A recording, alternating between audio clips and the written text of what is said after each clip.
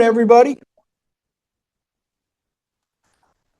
Due to the volume of people that we have on the call here today, we've opted to mute out the mics and the video. So any questions, please put it through the chat.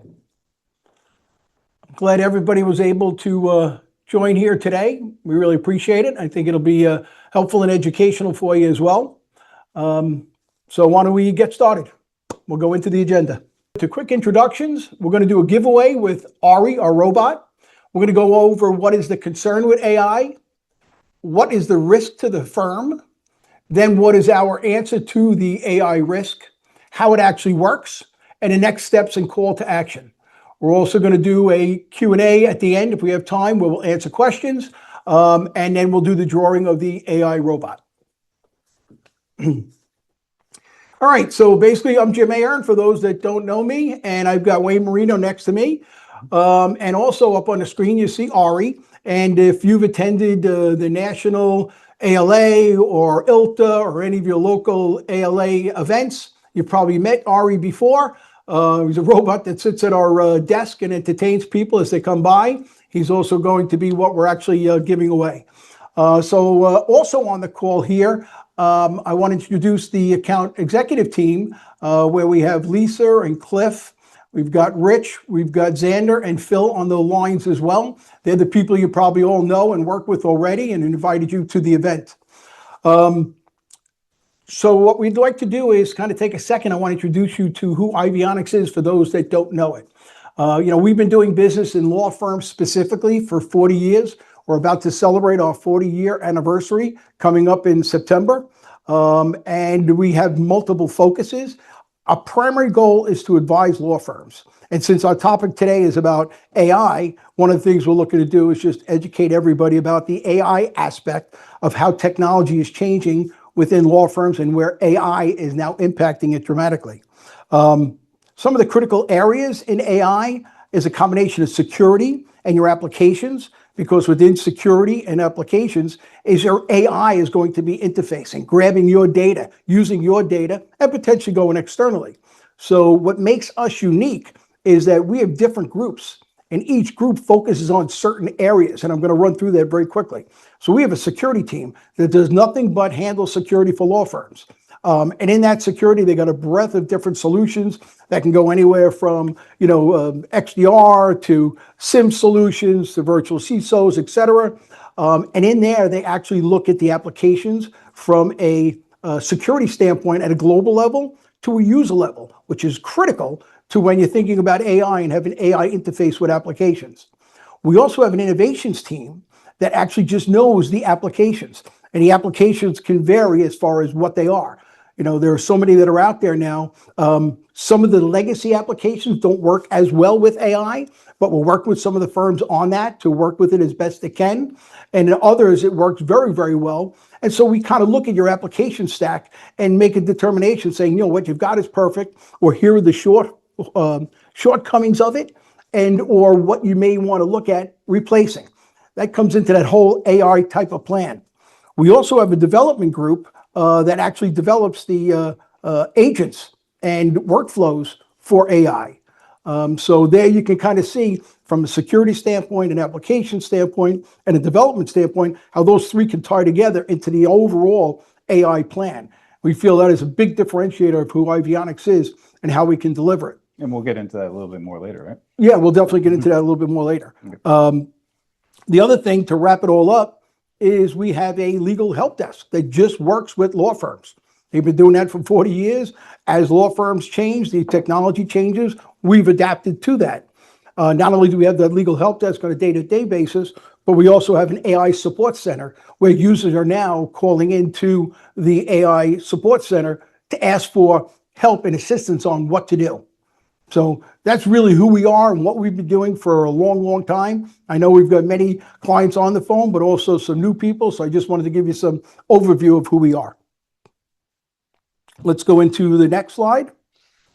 So go the distance. I mentioned to you about a giveaway. That robot on the right is the actual giveaway. And hopefully go the distance resonates with a few people. That's a tagline from a movie that goes way back when, as far as Field of Dreams. So definitely stick around, and at the end we'll do the drawing and we'll see who's going to take that robot home. And if you were part of the ILTAs and everything else, you may have had one already, but we'll see. All right, so what you're going to find is today, your firm, I'm assuming, has good security in place. And that security was put in place to prevent unauthorized access.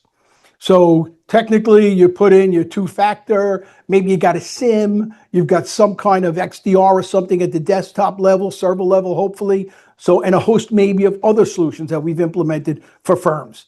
And at this point in time, I assume your managing partner, your executive committee, they all feel pretty good that you've got good security in place to protect yourself. And you do, probably, for that aspect of it. But when we start talking about AI, it's a whole different threat. And we call that the dual threat because AI can attack you in two different ways. So the thing that we're going to talk about today is that dual threat. And you can get it from the outside. And the outside, unfortunately, can come in various ways. So, for example, today, your bad actors, you would, trying to hack your environment. They're doing it every day. You're protecting against it. Well, they're getting better at it because they're actually using AI to attack everybody. So if they're using AI to attack and they got rejected, AI is looking at that rejection, putting a fix in place for that rejection, and then attacking again. And with AI and the way it can actually do that kind of correction instantaneously, what may have taken a long period of time is happening much quicker. So we need to be prepared for that. What we also see is they're going after different vendors to be able to detect their vulnerabilities. So vendors like, if you're still using Citrix and VMware and other applications like that, hardware infrastructure, they're using AI as a tool to kind of penetrate and uncover those vulnerabilities faster than the vendors can actually come up with solutions for those vulnerabilities. So there's a little catch-22, and now the vendors are starting to use AI in order to find out their vulnerabilities quicker and put fixes in place much quicker. So there's a whole new dynamic that's taking place because of AI and how different people are using it. As an organization, Ivionics, we use AI to be able to counteract those things. And it's important that, as we're saying, the bad actors are doing it, as law firms are using AI, so is Ivionics to make sure we are protecting, law firms as well. And then the other thing is not only from, and it's a dual threat outside, you also have the inside. And from an inside perspective, you've got data that potentially walks out the door. And how that happens is, and you've probably heard cases of it. I know I can think of a few that we were engaged with where somebody innocently puts a document into a free version of AI, and now that document is out to the public. And now all of a sudden it's now being stored in the dark web. And not to scare anybody, but it's a reality. You go to the dark web today and you can probably find a ton of information from different firms that actually did this type of inappropriate way of using AI. And that's why you've got to be really careful on how people are using AI and what levels of license, things like that, which we'll get into in a little bit. And the interesting part is that breach from the inside. It's not a real breach. It's really nobody that's coming in to do anything. It's your people actually doing stuff that's now putting that information that's out there. And in today's world, the security that you put in place already does not protect you for that. In today's world, you have to look at this as a separate entity and put in solutions like you do today for unauthorized access. So for example, you have to have some agents. You have to be monitoring that activity. You need to be able to see when there's activity going on to be able to react to it, just like you do today with your SIM from unauthorized access. So that's why it's important, your managing partner, your executive committees can feel very comfortable with the security that you have in place today, but they need to understand AI is a separate entity, a separate beast to some degree, although it's going to be a very valuable tool for the firm to utilize. It needs to also have its own set of securities in place to be able to protect the firm. And what we're going to do now is I'm going to kind of turn it over to Wayne a little bit. He's going to go into some more of these threats from the inside and the outside. He's then going to focus on the outside threats. And then I'll take it back over again and I'll go more into the inside threats. But the good news is, before we jump into it, although it is alarming and it is a new world with AI and the things you need to be concerned with, there are answers to it. It's a matter of how you implement it. So with that said, Wayne, why don't you take it? Sure, absolutely. So let's talk a little bit about this dual threat to a law firm, right? So law firms, you know, it's complex in how they work, right? And the idea is that you guys have a lot of client contractual information, right?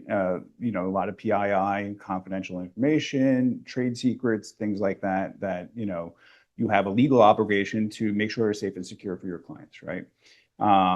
With that, you have this dynamic of AI being leveraged on top of that. And why do we say it's a dual threat? Well, because we have this external threat of people leveraging AI to try to get access to our confidential information, but we also have confidential information internally in our company that, you know, we need to make sure is safe and secure inside of our company without somehow getting disclosed or working out the front door. You know, with that, let's talk about the outside, right? So we have threat actors that are using AI today. So I don't know if you guys have heard in the news at all. Mythos has the ability to find thousands and thousands of zero-day vulnerabilities in no time at all. It also allows attackers to be able to, one, trick these type of AI systems into providing them the ability to do things that they don't actually they themselves have the ability to do. So let's say, for instance, you get this, you know, nefarious actor, and you know he wants to make some extra money. He wants to get into the ransomware gang. What does he do? He goes and talks to the AI. He, you know, pretends that he's, you know, hey, I was thinking about doing this. I'm not actually going to do this, but how would I approach, you know, trying to get information out of a law firm, right? AI sometimes can be tricked into helping and giving that information over. They can find out information about who you are in the company, right? It'll scrub Facebook. It'll scrub your LinkedIn profile. It'll find out information about your organization, right? It'll find out what document management system you're using, right? So all these things that an attacker may be able to normally take traditionally a long amount of time to do is now making it more accessible, more simple, more faster for them to be able to get this information and leverage it against your organization, right? And then not only on top of that, so you got this external force coming in that's trying to get into your system. And we're only on the tip of the iceberg. Like these are new systems. You know, think about what it's going to look like, you know, 5-6 months down the road, right? Then we have the internal threat, right? Which is like, okay, well, everybody in my company's using Gemini, using ChatGPT, they're using all these different LLMs, right? Some of them maybe you don't even know about. It could be DeepSeek, right? Or something that's based in China, right? And I'm not saying, you know, what you should and shouldn't be using, but it hasn't been approved and adopted by the firm.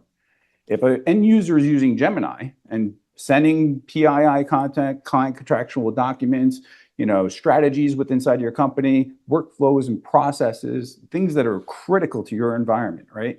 And that's in a personal AI system. You can't take that back. You as a firm can't go to that end user and say, I want that data back.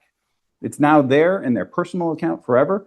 And sometimes that personal account could be leveraged by bigger systems, right? So they may actually, you know, take that information and use it to train future models. You know, sometimes it may be in a place where it's more easily hacked and accessible. Some of these systems cross-communicate with each other. So you got to understand where your data is going and how it's being leveraged against you. And also understand, you know, whether or not you're willing to take that risk. So I'm going to jump into the next thing here, which is, let's just talk a little bit about that external aspect of it, right? So you have these attackers leveraging AI, right? So, you know, they're going to find vulnerabilities more quickly. They're going to find information about your company more quickly, like I was talking about earlier, right?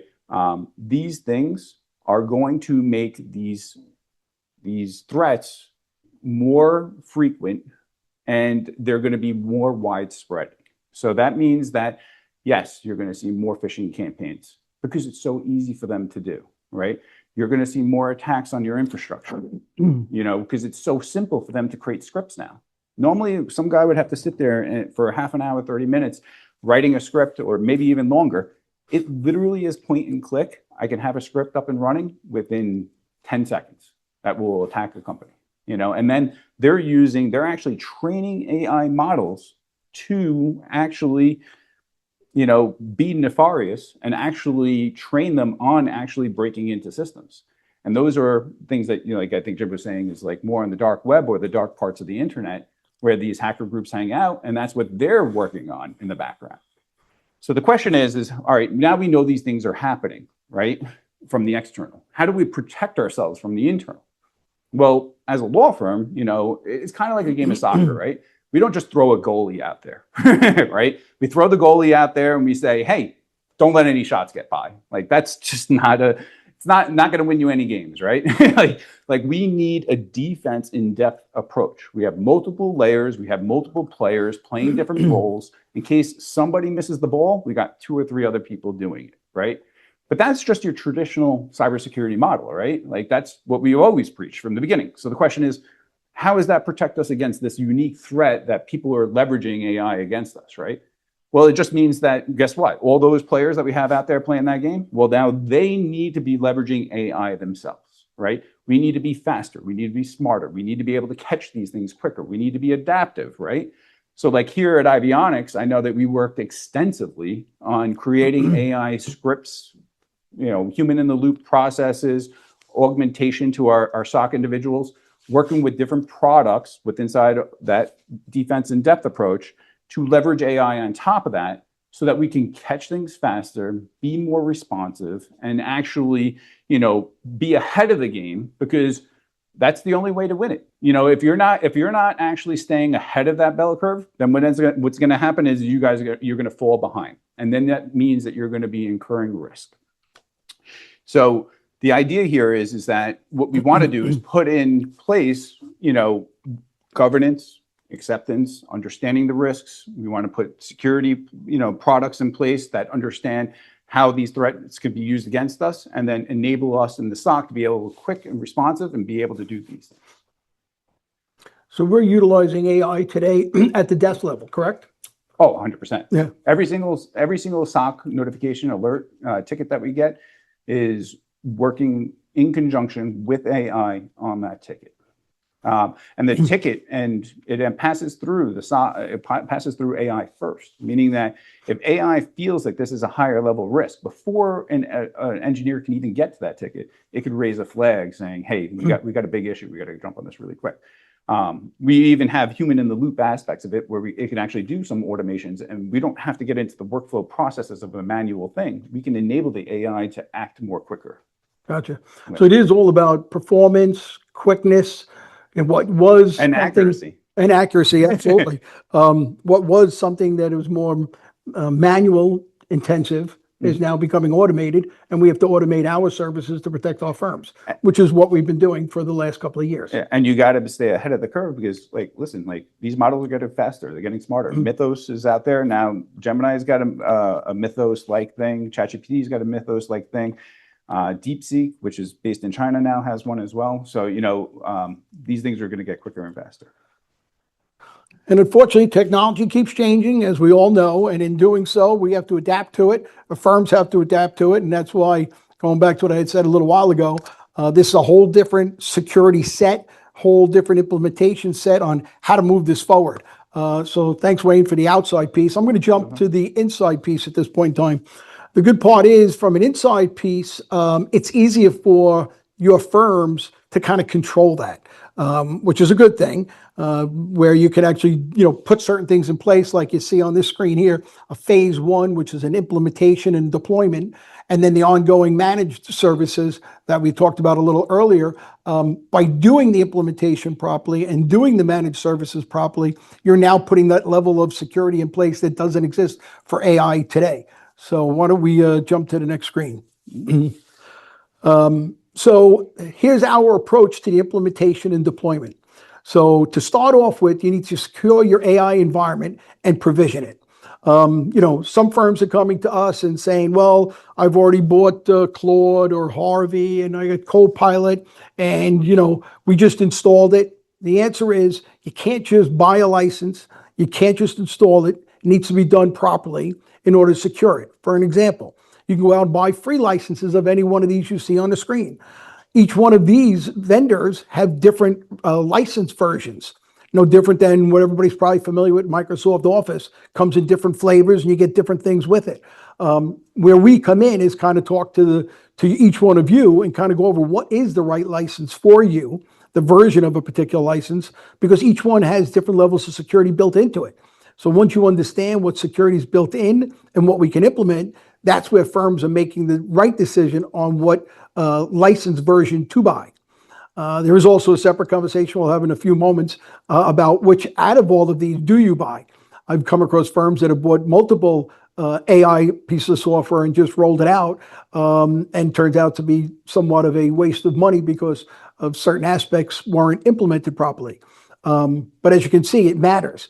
And it matters because of it unlocks your firm's knowledge for AI assisted work while preserving a confidentiality and privilege. Very important. There are rules and regulations that are coming out now kind of dictating that you have to have that. We also put guardrails and compliance configurations in place. DLP from the inside is very important. We have to make sure that certain information isn't released based on what rules you put in place when we actually do the implementation. So you have to have those controls and mechanisms in place so it helps mitigate malpractice risk, etc. And then it's also very important, and this is where I see where a lot of firms are missing the mark, is you need to have firm-wide training. You put in AI and you just give them a tool, and I'm somewhat guilty of it. I mean, I'm on the sales side of the house, Wayne's on the technical side of the house. Time to play and learn, I don't really have, but when they give me AI solutions to utilize, it helps my day-to-day dramatically. So that's really where firms need to kind of focus on as well. How is it users are going to actually use it?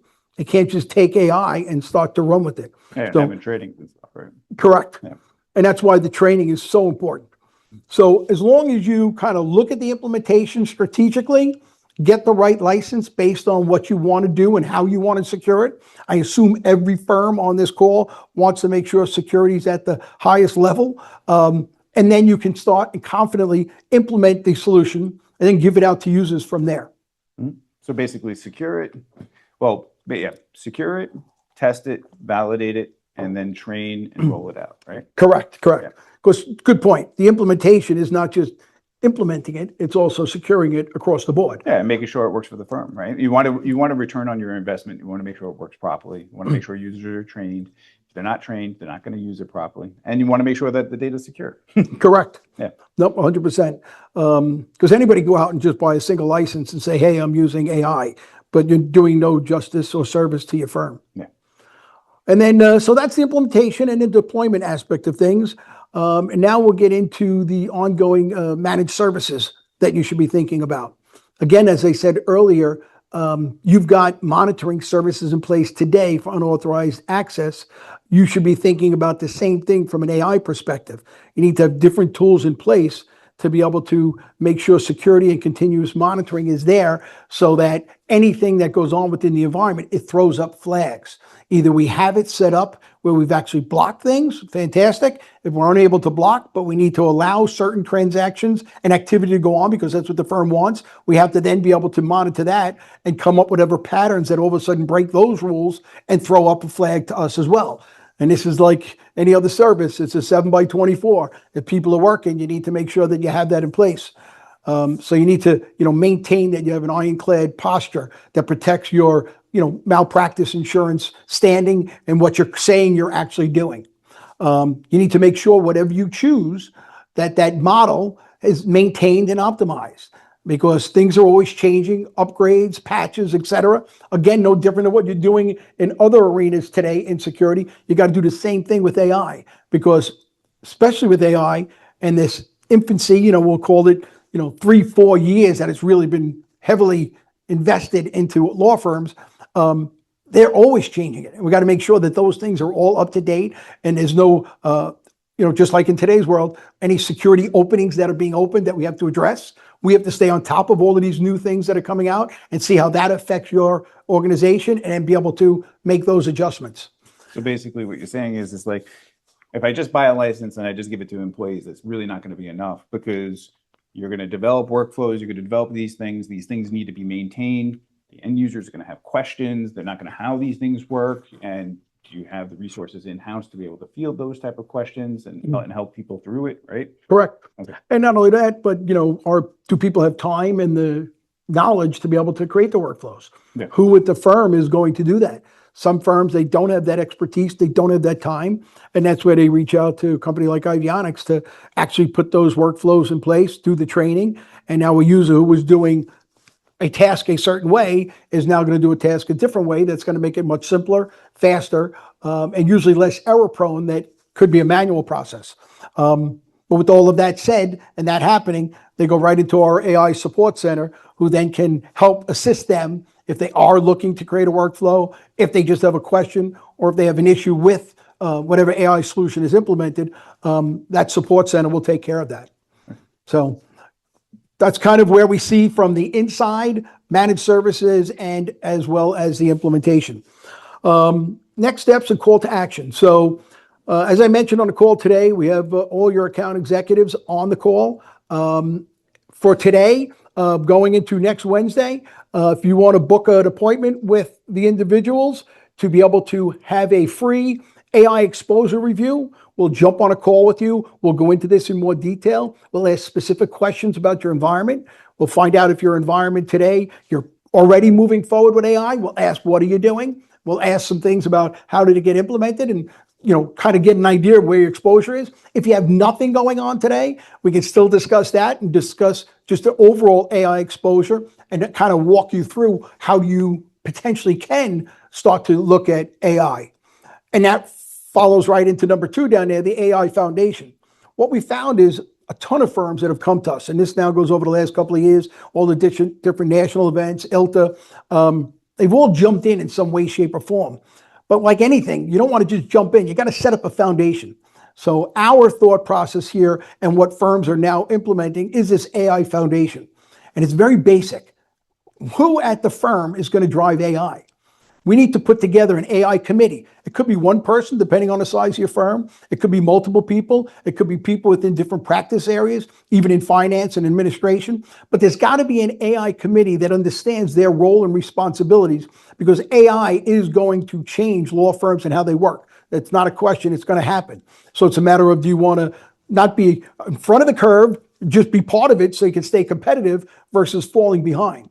So once we get that AI committee in place, then we kind of review with the AI committee. Here's our recommendations for AI policies that we see for firms. Wayne and his team kind of go through those policies. Some of it can be very extensive because there's a lot of concerns with AI, but ultimately come up with a policy. Once the policy is done, then we kind of work with you. And maybe you got IT internally, maybe you use an existing MSP, or maybe you need to find an MSP, but you need to put the controls in place to enforce that policy. Now you have that. So at least now you've got your policy, the firm's protected. Then the most important step after that is coming up with a roadmap. And a roadmap is as simple as working with each practice group and understand some of their workflow. What's taking a long period of time? What's manually intensive? You've got 7 people doing a task for a firm. Can we look at that workflow and be able to say, it would be great if we can streamline this? To us, that is a roadmap. We gather the workflow from all the different practice areas and put together this roadmap. Then we get a chance to look at it. And once we have that roadmap working with the firm, we jump into number 3. That's how you can now select your large language model. What is the right one? Is it Gemini? Is it Copilot? Is it Claude? That helps you decide that. And then you can start to implement accordingly. Now, I know we're, in respect to time, we're right at the 30-minute window. But takeaway for sure, if you can reach out to your account executive and schedule some time. A bunch of questions. And I know in respect for time, we'll reach out to each one of you and give you answers to your questions and schedule a call. We'll send you an email and we'll take it from there, because there's so many of them. I don't want to disrespect everybody else. And then the last thing is the drawing. If we go to the next screen. Okay, I'm going to go to the next one. So the robot we talked about, and it's sitting right here, just so you know. And Danielle, if you could please let us know who the winner is. Sure. The winner is Renee from Garvey Smith. And Xander will be in touch, Renee. Congratulations on winning your robot. And thank you, everybody, for attending. I hope you found it valuable. AI is a different beast that needs to have a separate set of attention and eyes on it. And we're happy to help. Thank you very much. Have a great rest of your day. Wait, Jim, hold on one second. We have one person, actually a couple of people who had questions. Do you have a chance to answer those? I can answer the question. Yeah. Great. One person had asked if you can define the acronyms DLP, PII, and SSN.